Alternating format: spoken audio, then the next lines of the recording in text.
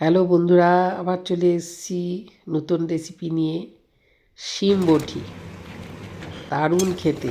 শিমগুলো piece piece করে কেটে গরম জলে ভাপিয়ে হাতে আধ ভাঙা করে চটকে নেব। টেস্ট হবে খুব খেতে।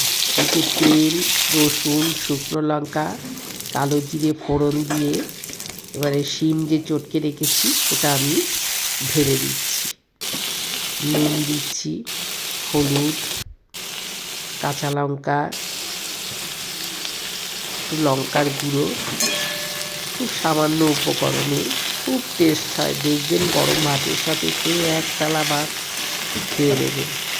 একবার এরমভাবে, আমি তো অনেক রকম খেয়েছেন, একবার এরমভাবে খেয়ে দেখবেন। আপনারা কিন্তু কেউ কমেন্ট করছেন না, ভালো লাগলে কমেন্ট করবেন। সেদিকে লঙ্কার গুঁড়ো দিলাম, দিয়ে ভালো করে এটা একটু কষিয়ে নিচ্ছি। নেওয়ার পর একটু সামান্য চিনি দিলাম। এটা আমি ধনে পাতা বাটা দিলাম, এটাতেই টেস্টটা হবে শিম বটি। ভালো যদি না লাগে তাও জানাবেন, ভালো লাগলে জানাবেন।